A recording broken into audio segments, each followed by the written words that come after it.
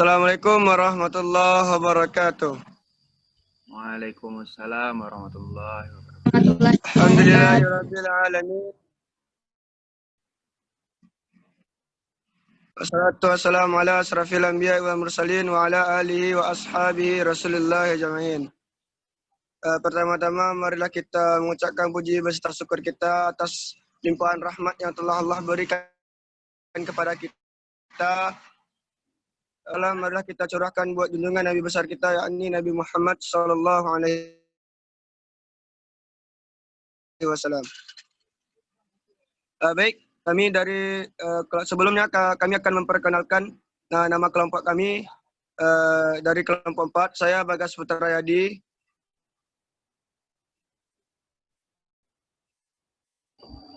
Saya Rocky Deza Mukarim. Dan saya Namira Tasya Putri. Baik, di sini kami dari kelompok 4 akan menjelaskan mengenai aplikasi control switch menggunakan silicon controlled rectifier atau disingkat dengan SCR. Langsung saja untuk pemateri yang pertama. Dipersilakan. Nah, baiklah, saya Namira Tasya Putri akan menjelaskan materi mengenai aplikasi control switch menggunakan silicon controlled rectifier atau disingkat dengan SCR. Nah, untuk pengertian SCR itu sendiri, SCR merupakan singkatan dari silicon controlled rectifier atau sering disingkat dengan SCR atau dioda yang memiliki fungsi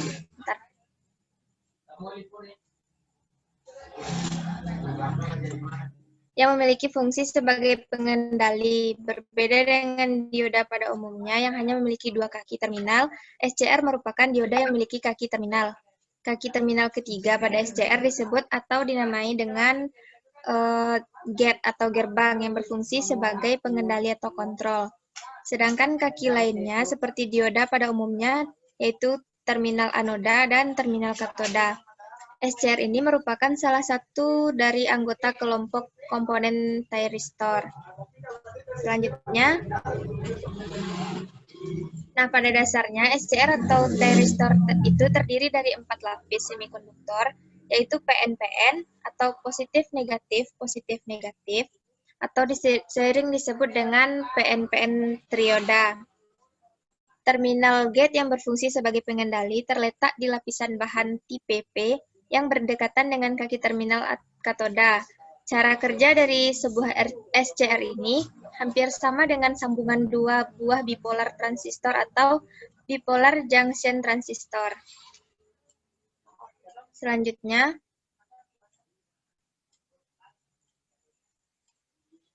next, Ajo.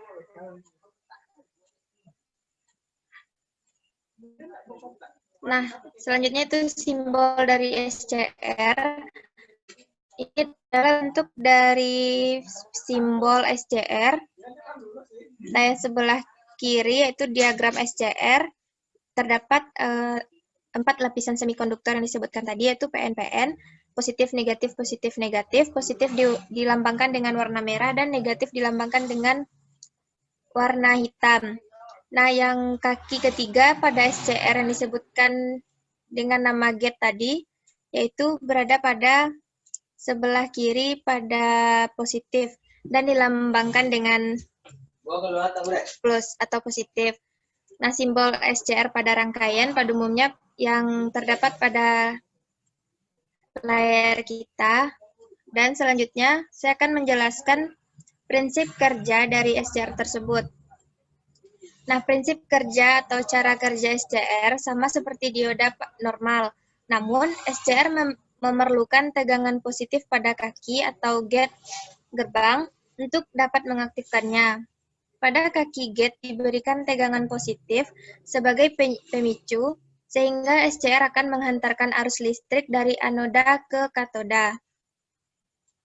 Sekali SCR mencapai keadaan on, maka selamanya akan on, meskipun tegangan positif yang berfungsi sebagai pemicu tersebut dilepaskan. Untuk membuat SCR berada pada kondisi off, cara yang harus kita lakukan yaitu arus maju anoda katoda harus kita turunkan hingga berada pada titik IH atau holding current SCR.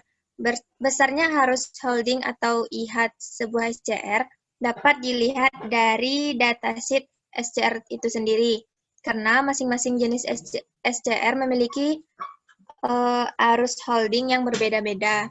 Namun, pada dasarnya untuk mengembalikan SCR pada kondisi off, kita hanya perlu menurunkan tegangan maju anoda ke katoda sampai ke titik nol. Nah, pengaplikasian SCR dalam kehidupan sehari-hari, di sini kami membuatkan 3 pengaplikasiannya. Yang pertama itu aplikasi SCR pada saklar solid state. Yang kedua, aplikasi thyristor untuk pengatur tegangan AC atau DC. Dan yang ketiga, yaitu aplikasi control switch menggunakan SCR melalui parallel port. Sekian yang dapat saya sampaikan. Saya kembalikan kepada moderator.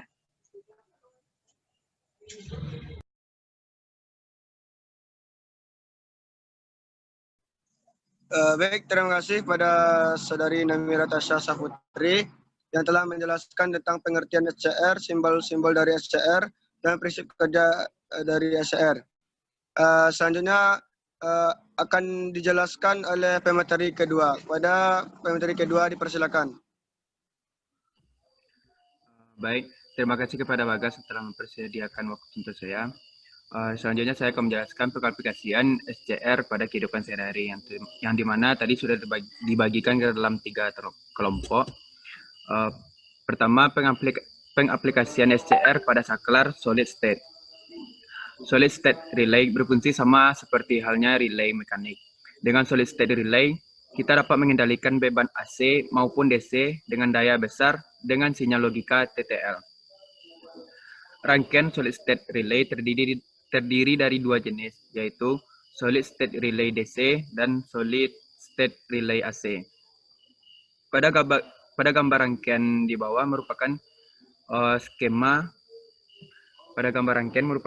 dari rangkaian solid state relay yang digunakan untuk jaringan AC dengan 220 volt, di mana daya maksimum yaitu 500 watt. Rangkaian solid state relay ini dibangun menggunakan triak BT136 sebagai saklar beban dan optocoupler MOC 3021 sebagai isolator. Solid state relay pada gambar rangkaian dapat digunakan untuk mengendalikan beban AC dengan konsumsi daya maksimal 500 watt.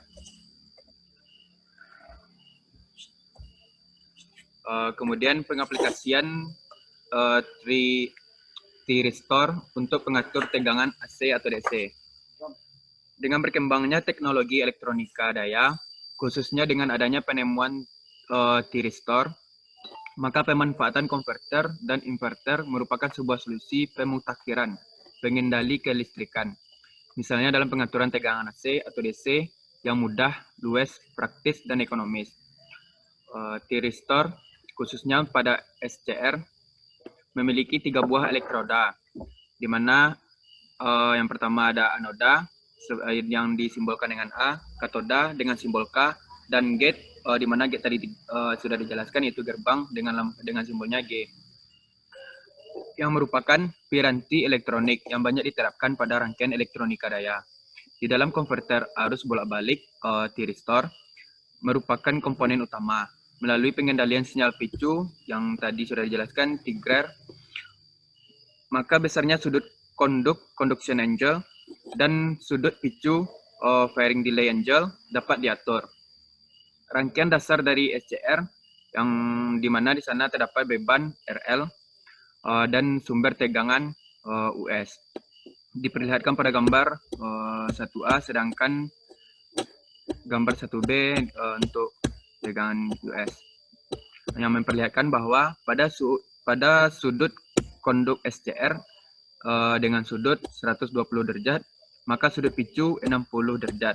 Dengan interval 180 derajat adalah sudut konduk ditambah sudut picu. Selanjutnya, aplikasi control switch menggunakan silicon controller rectifier, di mana singkatannya tadi SCR melalui parallel port. Parallel port sendiri yaitu salah satu jenis soket pada PC untuk berkomunikasi dengan peralatan luar. Parallel port biasanya terletak pada salah satu port yang terletak pada panel bagian belakang yang terdapat dalam komputer. Arti istilah paralel yakni sistem pengiriman data digital, di mana beberapa bit data dikirim sekaligus pada satu saat dengan menggunakan jalur yang terpisah. Parallel port terdiri atas 4 jalur kontrol, 8 jalur status, dan 8 jalur data. Parallel port mempunyai 3 buah standar, yakni SPP atau standar parallel port, EPP atau enhanced parallel port, dan ECP, di mana itu extend capability port. Tujuan standarisasi adalah untuk kompatibilitas setara satu device dengan lainnya. Pada PC, konektor yang biasa digunakan adalah konektor DB25 yang mempunyai jumlah pin sebanyak 25 buah. Seperti pada gambar, tegangan output VO-nya, bagian optocoupler dapat dihitung dari persamaan 1. Apabila DO bernilai 1 atau high, maka LED pada optocoupler OPT akan menyala, sehingga transistor pada OPT akan saturasi. Hal ini akan menyebabkan arus mengalir dari VCC ke ground melalui RB. Maka besarnya tegangan output VO akan menjadi 5 volt. Apabila D0 bernilai 0 atau dalam keadaan low, maka LED pada OPT tidak akan menyala, sehingga transistor pada OPT akan keadaan cut off atau tidak berfungsi. Hal tersebut menyebabkan tidak ada arus yang mengalir dari VCC ke ground. Pada keadaan ini, V0 akan mempunyai tegangan sebesar 0 volt. Demikian yang dapat saya jelaskan. Saya kembalikan kepada moderator.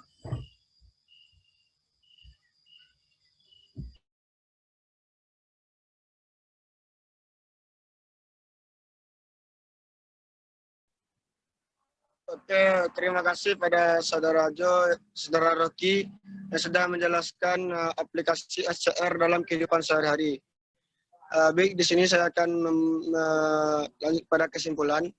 Pada rangkaian switch menggunakan SCR memiliki tegangan input sebagai penggeraknya. Hasil pengukuran tegangan input menunjukkan bahwa pada saat diberi logika 1 high, tegangan V-in pada setiap saluran port masing-masing akan menunjukkan tegangan sebesar 4,36 volt. Sedangkan jika diberi logika 0 low, tegangan V-in pada setiap saluran port masing-masing akan menunjukkan tegangan sebesar 0 volt. Untuk mengetahui program yang telah dibuat berfungsi sesuai dengan yang diharapkan, maka dilakukan pengujian dalam 2 kondisi. Kondisi pertama adalah saat semua indikator beban atau lampu dalam keadaan off. Kondisi ini untuk menguji apakah pilihan untuk mengaktifkan beban dapat bekerja dengan baik. Pengertian baik di sini adalah bahwa indikator yang berupa lampu dapat menyala ketika mendapat perintah aktif. Hasilnya adalah semua beban dapat diaktifkan. Kondisi kedua, saat semua indikator beban atau lampu dalam keadaan on, atau artinya dalam kondisi lampu menyala. Kondisi ini untuk menguji apakah pilihan untuk menonaktifkan beban. Program dapat bekerja dengan baik yang ditunjukkan dengan indikator lampu yang menjadi mati.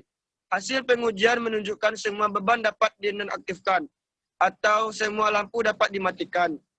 Aplikasi yang dibuat dapat melakukan fungsinya sebagai control switch yang mampu mengendalikan beban dengan baik, atau dengan kata lain indikator beban yang berupa lampu dapat dinyalakan atau dimatikan sesuai dengan perintah program yang dibuat. Oke, itulah penampilan kami dari kelompok 4. Kalau ada kesalahan atau kekhilafan, dimaklumi saja. Saya sebagai moderator memohon maaf. Saya tutupi saja dengan mengucap Assalamualaikum warahmatullahi wabarakatuh. Waalaikumsalam warahmatullahi wabarakatuh.